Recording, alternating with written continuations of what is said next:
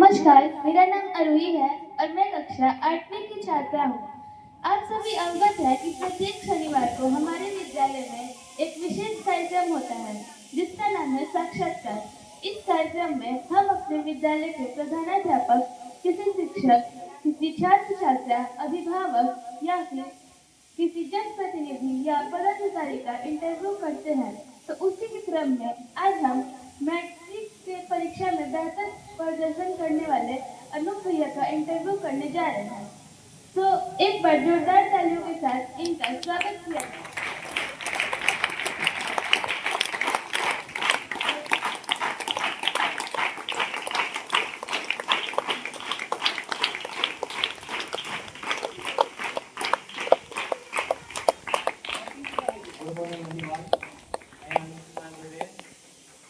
आज के इस चेतना सत्र में आप सभी शिक्षकों को तहे दिल से प्रणाम करता हूँ और सभी छात्रों का हार्दिक स्वागत है। जैसा कि आज शनिवार को इंटरव्यू होने वाला है और आज मेरे जीवन का पहला इंटरव्यू है, तो मेरे लिए गर्व की बात है। मुझे भी इंटरव्यू का मौका मिला है और हो सकता है कि मैट्रिक एग्जाम 2026 में मैं सम्मिलित हुआ था, तो उससे जो मेरा परिणाम है या जो मेरी तैयारियाँ थी, जो प्रक्रिया थी, तो उससे आप सभी को कुछ न कुछ लाभ हो, या जो मेरी कमियाँ थी तो उसको जानकर आप लोग दूर कर सकते हैं।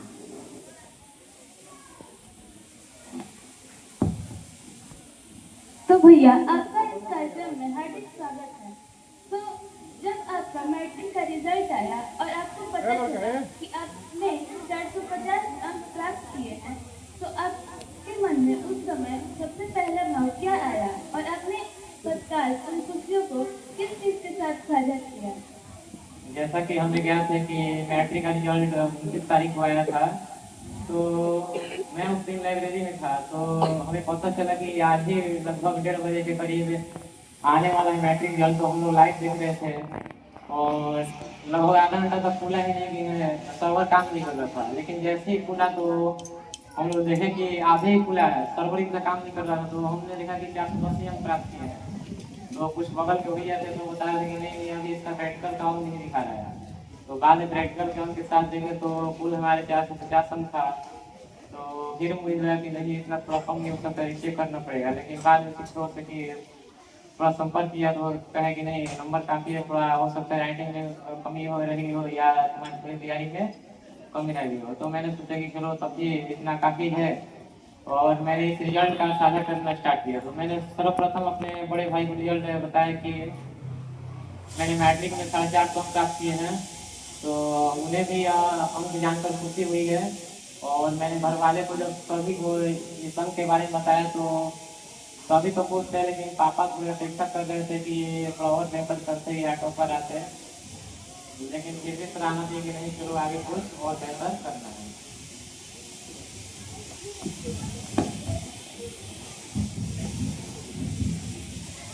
भैया अब आप अपने पारिवारिक स्थिति के बारे में कुछ बातें बताइए। हम यहाँ पर लगभग क्लास 8 से पढ़ रहे हैं, तो हम धीरे धीरे यहाँ पर जैसे ही क्लास 10 में पढ़े तो पारिवारिक स्थिति तो हमारी स्कूल से ठीक थी। लेकिन जैसे ही हम लोग यहाँ पर विश्व में ग्रुप स्टडी भी कर रहे थे, तो हमें अचानक पता चला कि हमारे भैया का एक हाथ कट गया है। तो हम लोग साहित्य में अक्सर पढ़ते हैं कि जो ग्रामीण महिलाएं होती है, तो उनकी जो भावनाएं होती है वो बहुत ही अधिक होती है। तो मम्मी की उन दिनों तबियत खराब होने लगी थी, तो मैंने भी ग्रुप स्टडी को स्थगित करके मैं घर पे ही रहने लगा और थोड़ा दिन वहाँ की तैयारी किया। तो जो मेरे सहपाठी थे उन लोगों ने संपर्क किया कि क्या आप नहीं किया जाएगा, तो मैंने उन लोगों से थोड़ा माफ़ी मांगी कि नहीं, अभी नहीं।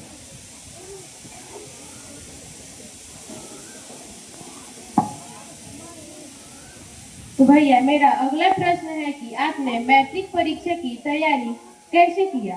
आपका क्या प्लानिंग रहा है? जैसे कि हम लोग एक सामान्य बच्चे हैं, तो हम लोग शुरुआत से क्लास 10 में पढ़ रहे थे, तो हमारा कोई इतना टारगेट नहीं था कि 450 ला ये करे। हम लोग ऐसे ही पढ़ रहे थे और अचानक धीरे धीरे कोचिंग पकड़े। तो हमें लगा कि सिलेबस जल्दी जल्दी खत्म किया जाए और 400 काफ़ी है हमारे दिमाग में जाना एक अच्छी बात है। लेकिन धीरे धीरे जैसे ऐसा किए तो सिलेबस हमारा पूरा होता गया। लेकिन ये लगा कि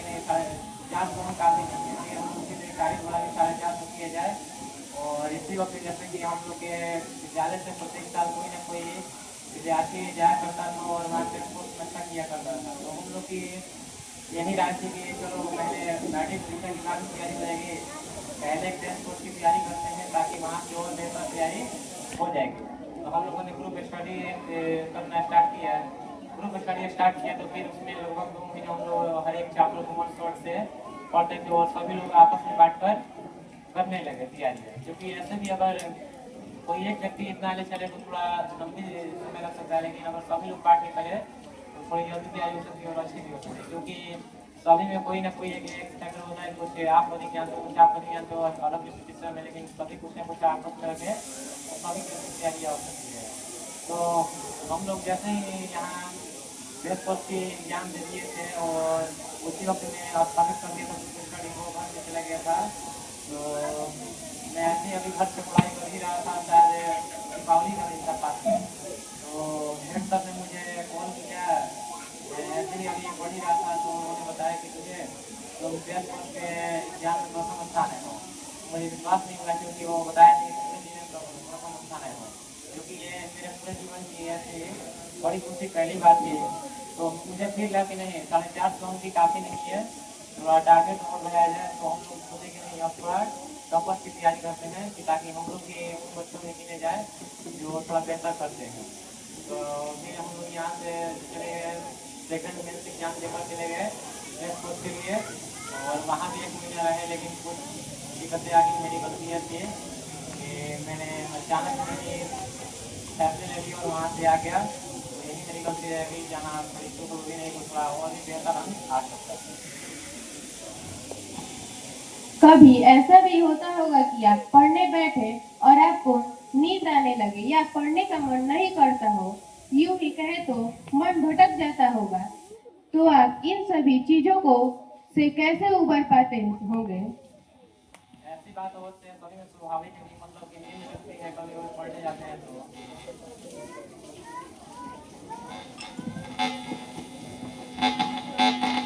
ऐसी बात स्वाभाविक है क्योंकि वैसा कठिन है तो रात में सोते ही है, लेकिन मौसम ऐसा करता है कि दिन में भी हो सकता है। लेकिन यदि आप लोगों के पास एक सामान्य बच्चे की बात है यार, तो भैया अब हमारा अगला प्रश्न यह है कि ऑब्जेक्टिव प्रश्नों एवं सब्जेक्टिव प्रश्नों की तैयारी के संबंध में आप साफ साफ कुछ बातें बता दीजिए जिससे हमारी तैयारी अच्छी तरह से हो सके। बिहार बोर्ड के एग्जाम के पैटर्न में बहुत अच्छी बात है कि जो 50% ऑब्जेक्टिव कर दिया और 50% सब्जेक्टिव।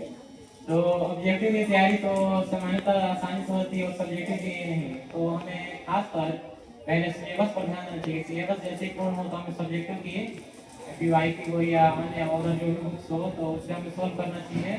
लेकिन खासकर जो हमारा टेक्स्ट बुक है तो उसको प्राथमिकता देना चाहिए।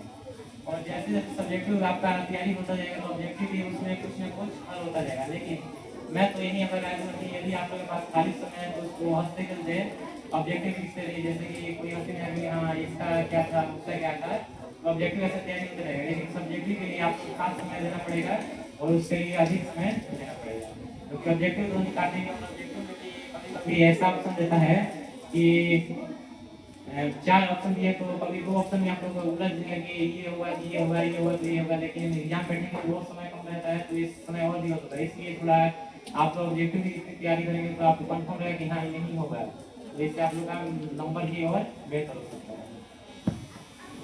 तो भैया आजकल बच्चे कोचिंग की तरफ ज्यादा ध्यान देते और विद्यालय नहीं आना चाहते, तो आप क्या सोचते हैं और आपका क्या नजरिया है? जैसा कि मैंने शुरुआत में कोचिंग छोड़ लिया था, लेकिन बीच में कभी ऐसा होता है कि कोचिंग और स्कूल का समय दोनों एक साथ हो जाए तो बहुत बच्चे क्या करते हैं कि स्कूल छुट्टी करके कोचिंग करने लगते हैं। हम लोग भी कुछ दिन ऐसे किए, लेकिन बाद में पता चला कि नहीं इससे कुछ खास नहीं होता, क्योंकि कोई 1-2 व्यक्ति कितना पढ़ा सकता है, क्योंकि यहाँ पर अलग अलग विषय के इतने टीचर हैं। और मान लीजिए कहीं कहीं हम लोग देखते हैं कि कोचिंग में बहुत बच्चे टॉपर दे रहे हैं, तो वो सही बात है कि कोचिंग भी आपको तैयारी करवा सकती है। लेकिन कुछ स्कूल की यह एक फैक्टर है, मतलब कि यहाँ आपको यहाँ तैयारी करवाने के साथ साथ स्व शैक्षिक गतिविधि भी तैयारी कराई जाती है। जैसे कि मान लीजिए कि मैं यहाँ पर कुछ दिनों के लिए यूथ क्लब में काम किया, कुछ और भी कार्य किया, तो इससे क्या होता है कि हमारी धीरे धीरे कौशल विकास होती है। और अभी तो इसका मुझे परिणाम भी देखने को मिला कि हम लोग यहाँ से सीख कर गए थे कैसे आपस में सहयोग करना है, और सीख कर गए थे। तो आज जो भी कटनी हो रही है या जो भी समाज में शादी का काम हो रहा है, तो लोग आज जितने भी बच्चे हैं मिलजुल कर काम कर रहे हैं, तो समाज की व्यक्ति भी लेकर सोच रहे हैं कि हाँ बच्चे ठीक कर रहे हैं। तो कोचिंग से बेहतर स्कूल ही है। आप कोचिंग नहीं कर सकते लेकिन स्कूल के बाद, क्योंकि कभी कभी कोचिंग और स्कूल एक साथ हो जाए तो कोचिंग बहुत बच्चे करने जाते हैं स्कूल नहीं, लेकिन स्कूल को प्राथमिकता देंगे तो आप अच्छे कर सकते हैं। क्योंकि आपके पास ये यहाँ पे एक अच्छा एग्जाम्पल है। मैं तो यहाँ क्लास 8 से आया, और जो यहाँ एंजल थे खुशी थी वो क्लास 1 से 10 तक यहीं पर रेगुलर पढ़ी है।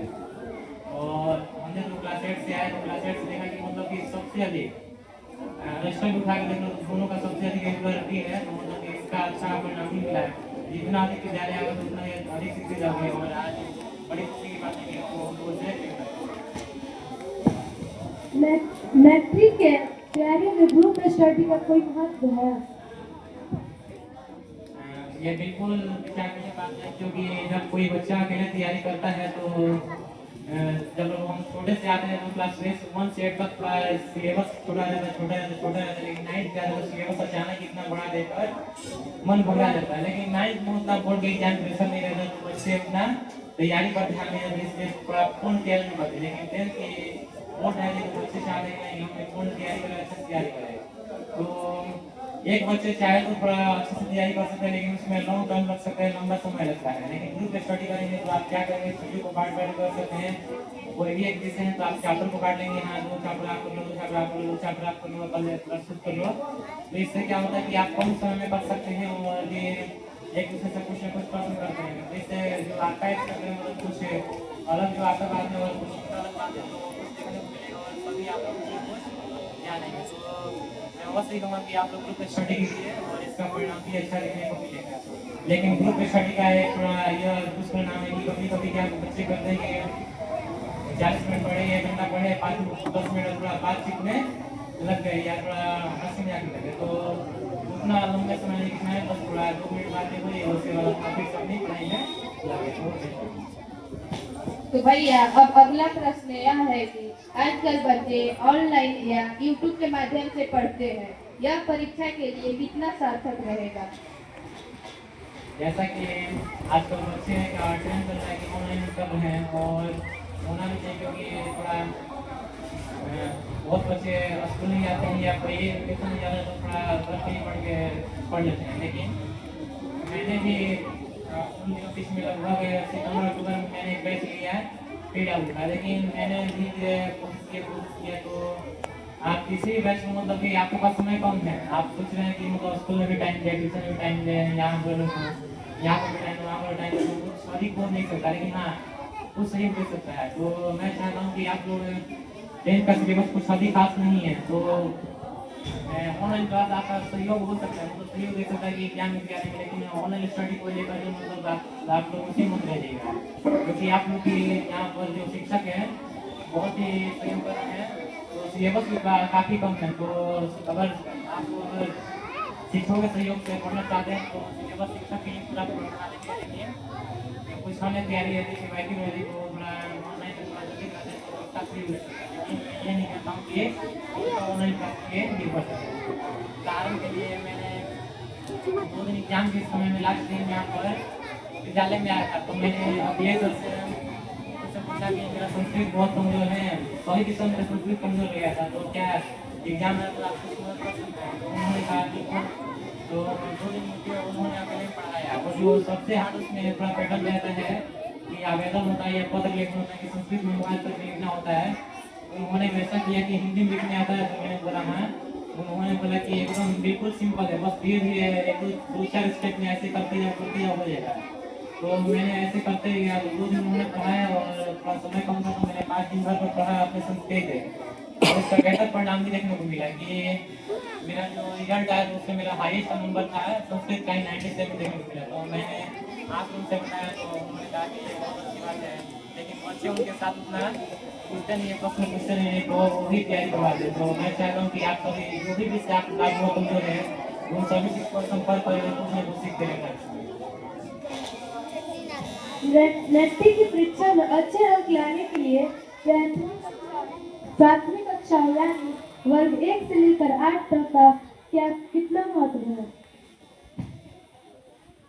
मैट्रिक एग्जाम जैसे कि बिल्कुल प्राथमिक कक्षा 1 से 8 तक होती है, इसका भी कुछ महत्व है। लगभग मेरे हिसाब से 20% इसका ही महत्व है, क्योंकि जो जो बच्चे का यहाँ से यहाँ तक बेसिक कंप्लीट नहीं होता तो वो आगे पढ़ने में थोड़ा दिक्कत होता है।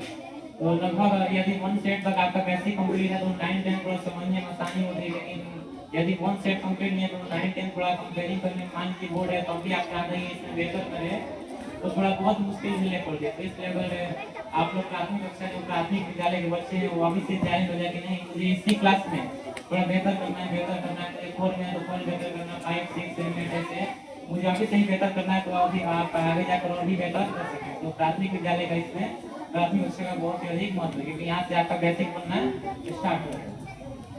आपकी आगे की क्या योजना है? आपने कोई लक्ष्य को तय किया है? जैसा कि अब मेरा एग्जाम खत्म हुआ और रिजल्ट भी आ गया, तो मेरा आगे का यही योजना है कि अब हम यही करेंगे हिंदी मीडियम से, और कोई इंजीनियरिंग का ब्रांचेस जैसे कि या सॉफ्टवेयर या मैकेनिकल जो भी केमिकल ब्रांचेस होता है उसमें से कोई ना कोई एक ब्रांचेस लेने के लिए, तो हम हमारा लक्ष्य यही करना है।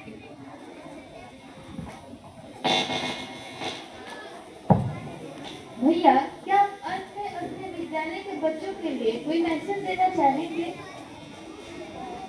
बिल्कुल, मैं अपने विद्यालय के बच्चों से यही मैसेज देना चाहता हूँ कि जो ऐसी माहौल मिली है वो फिर कभी नहीं मिलेगी। शायद हम लोग जब विद्यालय से निकल गए थे तो न जाने लगभग 10 से 20 दिनों तक इस विद्यालय की कुछ न कुछ छोटी बड़ी यादें ऐसे ही आती रहती थी, मेरे काम में लगे रहते।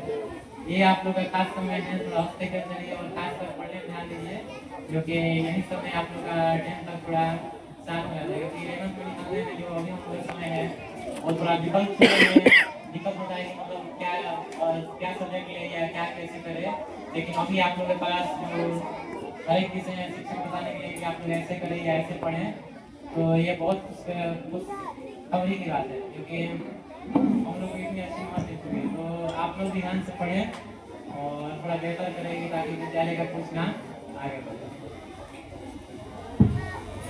बहुत बहुत धन्यवाद भैया कि आपने हमारे प्रश्नों का उत्तर इतना सरल और स्पष्ट दिया। तो हमने आपसे इंटरव्यू के जो प्रश्न थे आपने उत्तर से बहुत प्रयास करेंगे कि आपके बताए जवाब से हम अपने जीवन में उतारें।